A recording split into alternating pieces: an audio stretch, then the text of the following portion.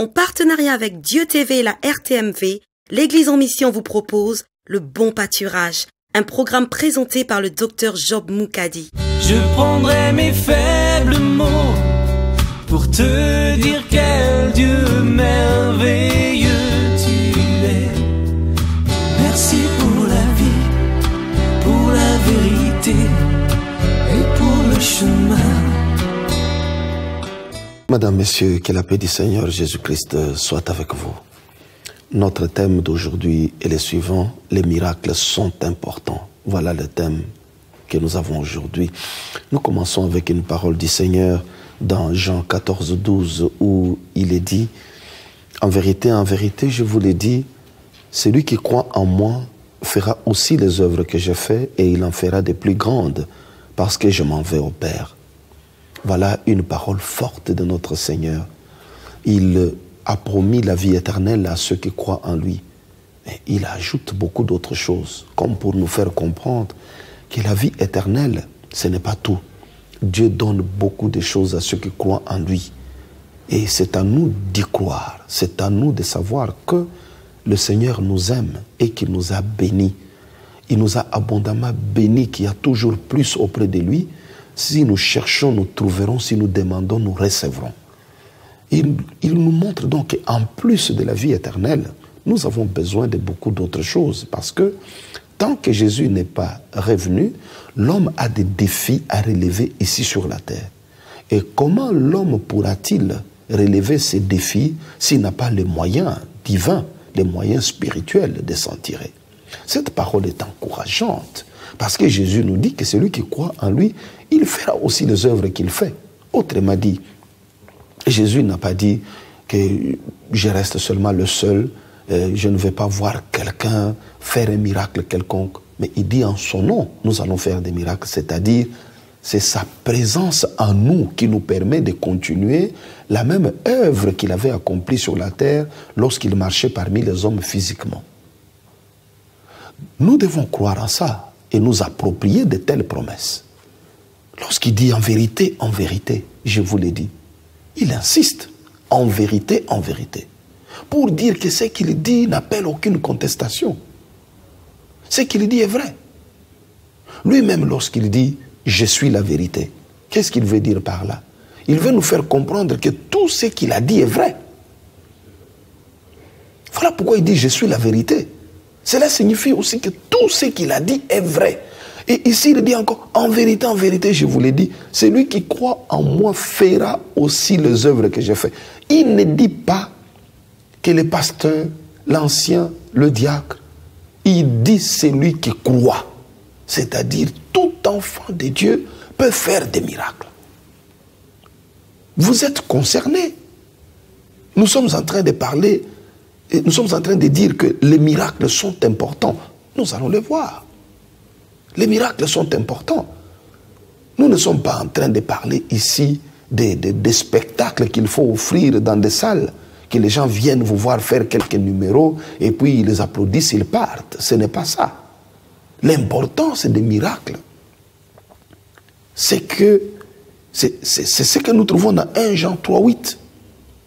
Dans 1 Jean 3,8, la Bible nous dit « Le Fils de Dieu apparut afin de détruire les œuvres du diable. » Le Fils de Dieu apparut, Jésus apparut pour détruire, afin de détruire les œuvres du diable. Il vous suffit de définir ces œuvres du diable pour comprendre l'importance des miracles. Parce que les œuvres du diable que Jésus était venu détruire sont le péché, la maladie, la pauvreté, les possessions démoniaques, les souffrances de toutes sortes. Parce que toutes ces choses viennent du diable, qui ne veut pas que l'homme soit heureux sur la terre. Parce que c'est lui, le diable, qui est venu le premier combattre l'homme dans le jardin d'Éden. Les souffrances sont les œuvres du diable. Les maladies sont les œuvres du diable. La pauvreté, c'est l'œuvre du diable. Tout ce qui nous fait mal, tout ce qui nous attriste, ce sont des œuvres de Satan. Et la Bible nous dit que Jésus-Christ est apparu pour détruire les œuvres du diable. Jésus-Christ est apparu afin de détruire les œuvres du diable. Voilà ce que Jésus est venu faire. Et Et il l'a fait à la croix. Parce qu'il est écrit qu'il a triomphé des dominations, il a triomphé des autorités, il les a livrées publiquement en spectacle. Jésus a fait ces choses. Il a triomphé par la croix. La croix est un triomphe, est une victoire. La croix n'est pas une défaite, c'est une victoire. Et lorsque Jésus triomphe de toutes ces puissances du diable, il ne les fait pas pour lui-même, parce que le diable ne l'avait jamais touché et il ne le touchera jamais.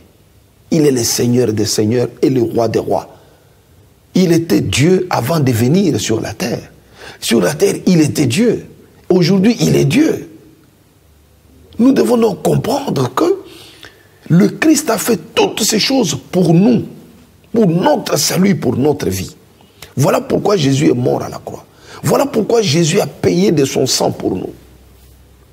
Il est mort pour que nous soyons justifiés, pour que nous soyons sanctifiés, pardonnés, libérés du péché, libérés des maladies, libérés des puissances et des ténèbres. Vous comprenez donc que les miracles sont importants. Lorsque Jésus dit que celui qui croit en moi, il fera aussi les œuvres que j'ai faites et il en fera de plus grandes.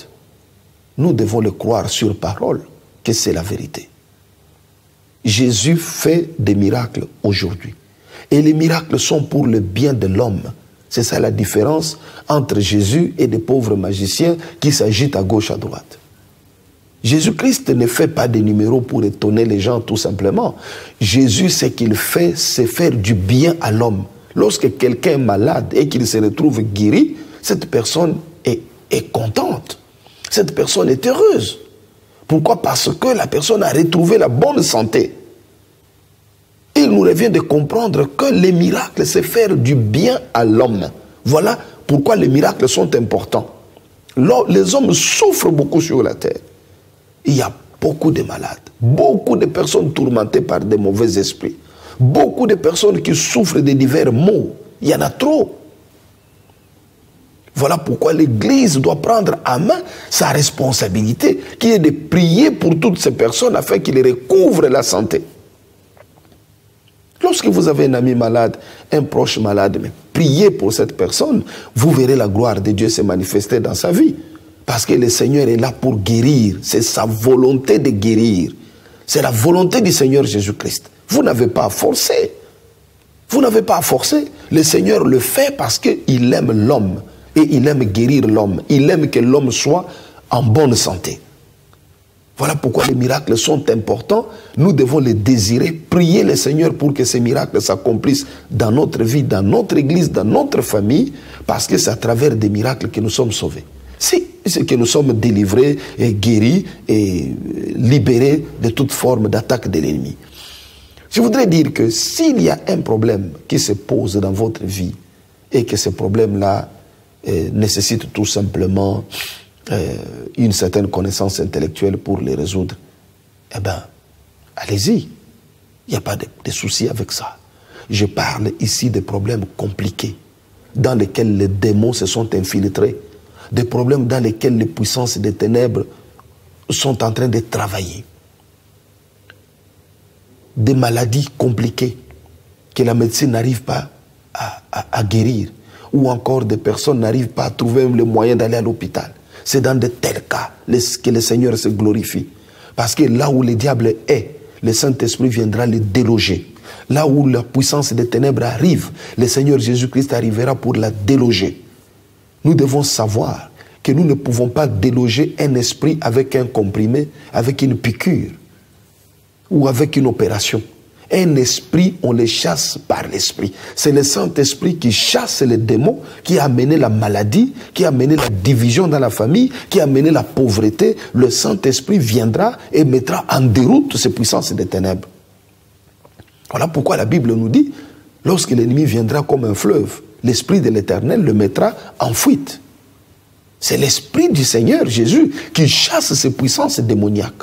Comprenez donc que sur cette terre, nous avons des problèmes qui sont tout simplement matériels, des problèmes qui sont posés tout simplement par les hommes eux-mêmes. Ces genres de problèmes peuvent être résolus par d'autres hommes. Mais il y a d'autres problèmes qui sont causés dans le corps de l'homme comme dans la vie de l'homme. Ces problèmes sont causés tout simplement par des démons, par des sorciers, par des puissances des ténèbres. Ces genres de problèmes ne peuvent pas être résolus par la médecine. Ces genres de problèmes ne peuvent pas être résolus par l'intelligence de l'homme. Il faut un esprit supérieur à l'esprit qui a causé les dégâts. C'est le Saint-Esprit qui peut le faire. Et personne ne peut avoir le secours du Saint-Esprit s'il n'a pas Christ en lui. D'où l'importance d'accepter Jésus dans votre vie comme votre Seigneur et Sauveur personnel. C'est une urgence. Vous ne pouvez pas rester là, regarder votre vie se détériorer au-devant de vous. Il vous faut prendre une décision dans votre vie pour sortir de la situation dans laquelle vous êtes. Jusqu'où irez-vous avec votre orgueil? Jusqu'où irez-vous avec votre suffisance? Il est temps de dire stop. Maintenant, c'est le moment de prendre la décision de suivre Jésus-Christ. Achetez une Bible, allez à l'église. Allez-y. Si vous avez la grâce, on peut même vous l'offrir dans votre église. Donc, je voudrais bien que vous donniez votre vie à Jésus, que vous vous consacriez à lui et l'Esprit du Seigneur viendra en vous et vous mettra en position de liberté pour pouvoir vivre dans la paix, dans l'assurance, dans la bonne santé. C'est le Saint-Esprit qui opère ces choses dans la vie des enfants de Dieu. La Bible nous fait voir ceci dans 2 Corinthiens 12, 12. L'apôtre Paul dit ceci: les preuves de mon apostolat ont éclaté au milieu de vous par une patience à toute épreuve, par des signes, des prodiges et des miracles. Là, nous voyons l'importance des miracles. L'apôtre les utilise même comme étant des preuves de son apostolat. Comme pour montrer que Dieu est en lui. Dieu l'a appelé. Et il dit, voilà, il y a des signes, il y a des prodiges et des miracles. Je ne voudrais pas ici que vous vous arrêtiez seulement aux signes, aux miracles. Parce qu'au fait, si il faut faire une brève réflexion, lorsque nous conduisons, nous rencontrons, nous trouvons des signes sur la route. Il y a des signes. Mais nous ne nous arrêtons pas à ces signes si nous allons dans une ville quelconque. Prenons à titre d'exemple, vous quittez Manchester, vous devez vous rendre à Birmingham. Si vous ne connaissez pas le chemin, vous ne connaissez pas quelle autoroute prendre, qu'est-ce que vous allez faire? Vous allez suivre des signaux qui sont sur des panneaux. Vous allez lire. Ce sont des signes. Mais vous ne vous arrêtez pas à ces signes-là, vous suivez les signes. Cela signifie quoi? Les signes nous indiquent que Jésus-Christ est vivant. Donc, les signes que vous rencontrez sur la route vous indiquent que Birmingham, cette ville-là, existe. Prenez la gauche, prenez telle autoroute, prenez telle autre, vous allez arriver à Birmingham. Vous suivez les signes, vous arrivez à Birmingham. La même chose avec les signes, les miracles, les guérisons. Les signes, les miracles, les guérisons sont là pour nous montrer que Jésus-Christ est vivant, qu'il agit aujourd'hui. En voyant ces signes, nous comprenons qu'il vit, qu'il aime l'homme, il continue à l'aimer, à lui faire du bien, parce qu'il est guéri de ses maladies, il le délivre des puissances et des ténèbres, il l'arrache de la mort. Lorsque nous voyons des choses comme celle-là, nous pouvons nous dire que notre Seigneur est réellement vivant, parce qu'il continue à guérir aujourd'hui. Puisque Paul a dit que ces signes étaient des preuves de son apostolat, je voudrais ici interpeller des serviteurs de Dieu. Ne vous mettez pas à vous dire que je n'ai pas de don de guérison, je n'ai pas de don de faire ceci, je n'ai pas de don. Continuez à prier, à demander chaque jour, Seigneur, donne-moi des dons. Je voudrais que vous passiez à l'étape des actions de grâce et à l'étape d'action. Action de grâce, c'est-à-dire, vous avez beaucoup prié pour avoir des dons de guérison et des miracles. Je voudrais que vous commenciez maintenant à remercier le Seigneur, à lui dire, Seigneur, merci parce que tu m'as donné ces dons. Car il a dit, voici les miracles qui accompagneront ceux qui auront cru. Autrement dit, la foi en Christ doit nécessairement, doit obligatoirement être accompagnée des miracles. Vous ne pouvez pas croire en Jésus-Christ et ne pas voir des miracles dans votre vie. Parce que c'est la disposition divine dans les Écritures saintes. Voici les miracles qui accompagneront ceux qui auront cru. C'est le Seigneur qui dispose. Là, il ne s'agit même pas des dons. Il s'agit d'une vie ordinaire d'un enfant de Dieu. Les miracles sont une vie ordinaire de celui qui a cru. Voici les miracles qui accompagneront ceux qui auront cru. À mon nom, ils chasseront les démons, ils imposeront les mains aux malades et les malades seront guéris. C'est une vie ordinaire de toute personne qui a cru en Jésus. Il ne faut pas être un prophète, être un pasteur, être un apôtre, être un docteur. Il ne faut pas être un diacre pour ça.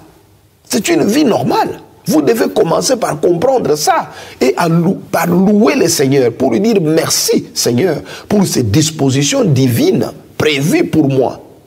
Puisque j'ai cru, cela signifie que les miracles là sont avec moi. Si je prie pour les malades, ils vont être guéris. Je bénis Dieu pour ça, je prie pour les malades et ils sont guéris. Je chasse les démons, ils m'obéissent parce que je crois que Dieu est un Dieu qui ne ment pas. Ce qu'il a dit est vrai. Jésus a dit, je suis la vérité, ce qui signifie que tout ce qu'il a dit est vrai. C'est pourquoi je vous encourage que vous compreniez l'importance des miracles. Les miracles servent à faire du bien à l'homme. Voilà des miracles de Jésus. Amener quelqu'un à la guérison, amener quelqu'un à la délivrance, parce qu'il y a des gens qui ne comprennent pas tout cela, qu'il y a beaucoup de gens qui souffrent. Il y a énormément de gens qui souffrent des maladies de toutes sortes. Il y a des gens qui ne dorment pas parce que tourmentés par de mauvais esprits, tourmentés par des douleurs de divers genres. Il y a des gens qui souffrent de dislocations dans des foyers, même une série de morts dans la famille. Pourquoi? Parce qu'il y a des démons qui sont actifs dans leur vie. Et lorsque ces personnes viennent à Christ, ces personnes ont besoin de trouver une puissance supérieure à celle qui leur fait souffrir. Et cette puissance ne se trouve qu'en Jésus. Parce que Jésus nous a donné le Saint-Esprit. Il avait dit aux disciples, restez à Jérusalem, restez dans la ville, jusqu'à ce que vous soyez revêtus de la puissance d'en haut. Alors vous serez mes témoins. Jésus-Christ a fait comprendre à ses disciples que je vous interdis de commencer le ministère sans puissance. Parce qu'il leur a dit, attendez jusqu'à ce que vous soyez revêtus de la puissance d'en haut. Alors vous serez mes témoins. Il leur interdisait de commencer le ministère sans puissance. Comprenez donc que vous avez besoin de la puissance du Saint-Esprit parce que la présence de cette puissance en vous, ces revêtements, vous permet de faire face à ce genre de situations. Chasser les démons, guérir des malades. Cela est très important parce que des hommes et des femmes pleurent à cause des œuvres du diable. Or, nous l'avons lu dans 1 Jean 3,8 que Jésus apparu pour détruire les œuvres du diable.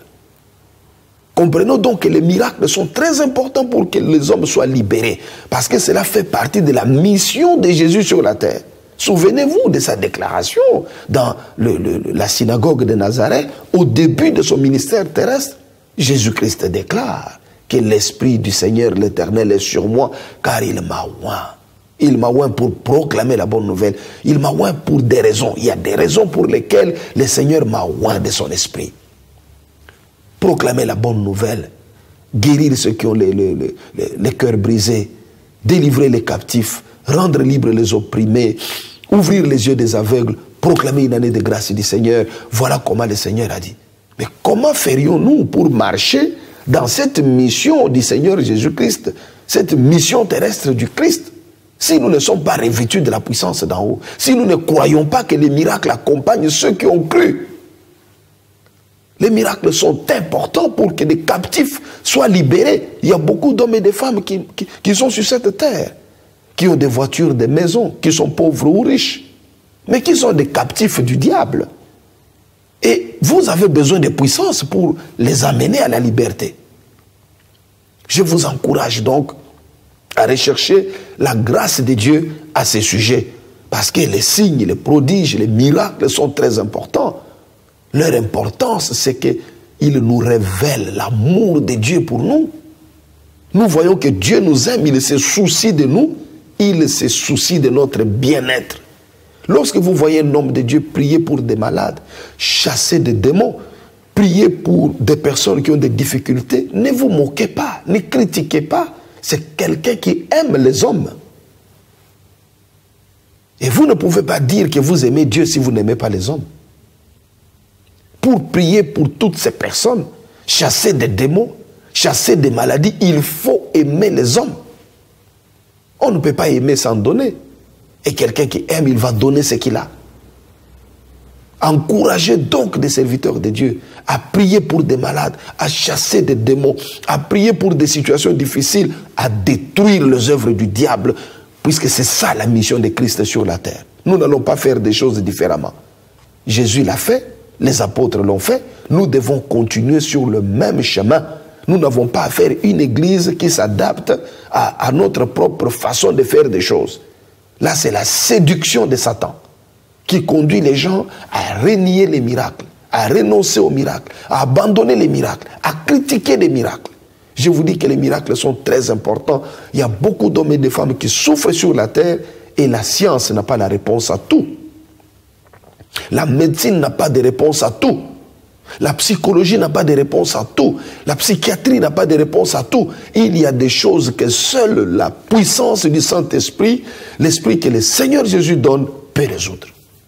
Nous devons donc comprendre cela et prier le Seigneur pour qu'il se fasse encore plus de miracles dans nos vies. Plus de miracles dans des églises. Plus de miracles avec des serviteurs de Dieu. Priez pour votre pasteur. Recherchez la face de Dieu pour lui. Que le Seigneur utilise notre pasteur puissamment pour la délivrance des captifs, pour la guérison des malades. C'est une prière très importante. Les disciples avaient aussi prié de cette façon lorsque les apôtres avaient été arrêtés, lorsqu'ils avaient été relâchés. La Bible dit qu'ils élevèrent la voix tous ensemble. Ils prièrent, Seigneur, fais qu'il se fasse par les mains de tes serviteurs des signes, des prodiges et des miracles. Et Dieu avait répondu d'une manière merveilleuse. La terre avait tremblé et ils furent tous remplis du Saint-Esprit, comme pour leur faire comprendre que vous y arriverez avec la puissance du Saint-Esprit. Je voudrais que vous compreniez que les miracles sont très importants parce qu'ils sont là pour faire du bien aux hommes qui souffrent. Si vous n'avez pas de démons, si vous ne savez pas qu'est-ce que c'est être possédé, si vous ne savez pas qu'est-ce que c'est être malade, peut-être vous pourriez critiquer. Mais celui qui a déjà été gravement malade dans sa vie, qui a déjà été tourmenté par des démons dans sa vie, sait qu'il ne peut pas blaguer avec ça.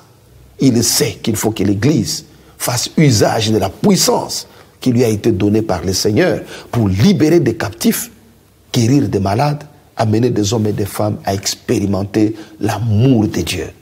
Parce que lorsque le Seigneur guérit quelqu'un, c'est sa façon de lui dire « je t'aime ». Lorsque le Seigneur délivre quelqu'un, c'est sa façon de lui dire « je t'aime ».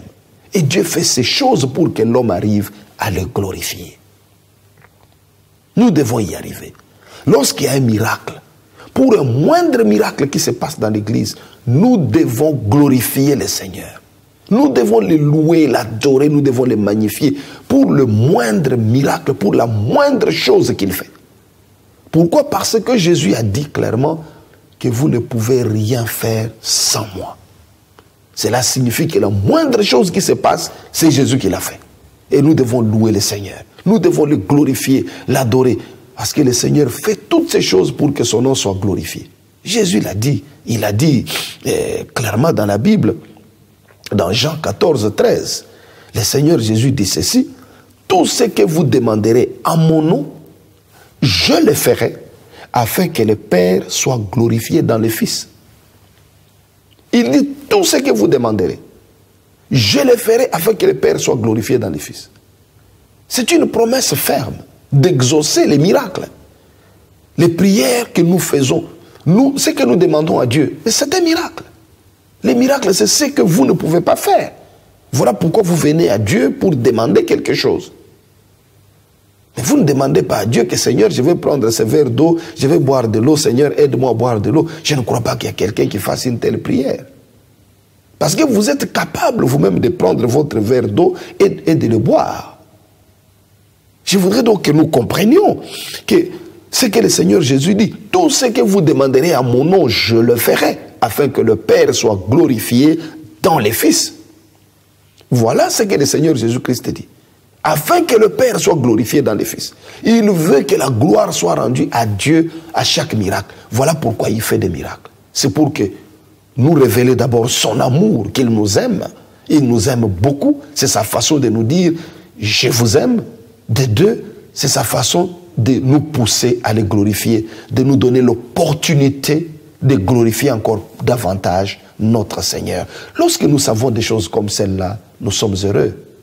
Nous sommes heureux et nous pouvons donc vivre à l'aise. Là où les miracles se produisent, nous savons que c'est des signes clairs que Jésus-Christ est là. Là où Jésus est, il y a des miracles.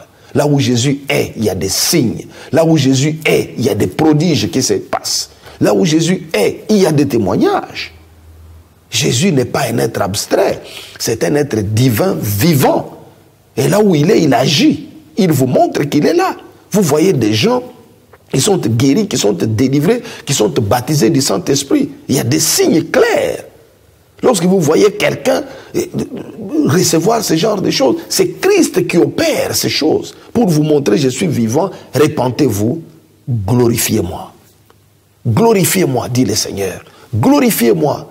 Répentez-vous de vos péchés car le royaume de Dieu est proche. Le Seigneur revient bientôt. Il nous revient donc de comprendre qu'il est avec nous. Il n'a pas abandonné son Église. Que l'Éternel, mon Dieu, vous fasse comprendre que les miracles sont importants et que chacun de vous prie dans ce sens, agisse dans ce sens. Au nom de Jésus-Christ. Que le Seigneur vous bénisse. La bonne nouvelle n'est pas seulement la proclamation de l'amour de Dieu révélé hier à la croix ou l'avènement imminent du royaume de Dieu. La bonne nouvelle consiste également à dire aux hommes ce que Christ peut et veut faire pour eux aujourd'hui. La guérison et les miracles sont les moyens que le Saint-Esprit utilise pour révéler aux hommes l'amour et la gloire du Père. Nous ne voyons pas les vents, mais nous savons qu'il existe à travers ces effets. De même, les miracles, les guérisons sont des signes de la présence du Dieu invisible parmi nous.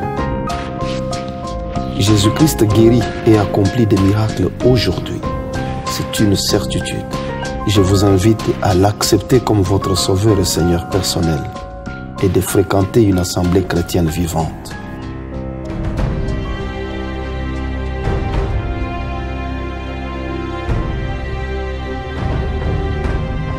Vous recevrez le salut de votre âme, l'assurance d'hériter du royaume de Dieu, la guérison de votre corps et des bénédictions variées. C'est cela la bonne nouvelle telle que Jésus-Christ l'a donnée aux hommes.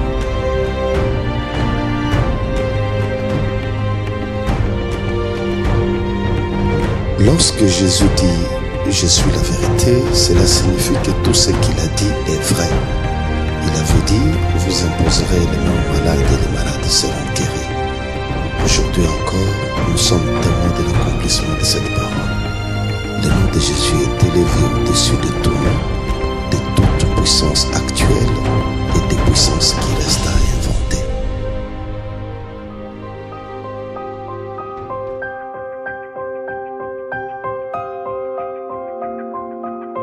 Le nom de Jésus chasse toutes sortes de démons.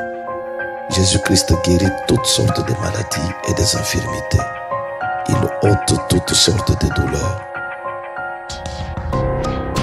Tout genou fléchit devant le nom de Jésus et toute langue reconnaît que Jésus est Seigneur, à la gloire du Dieu le Père.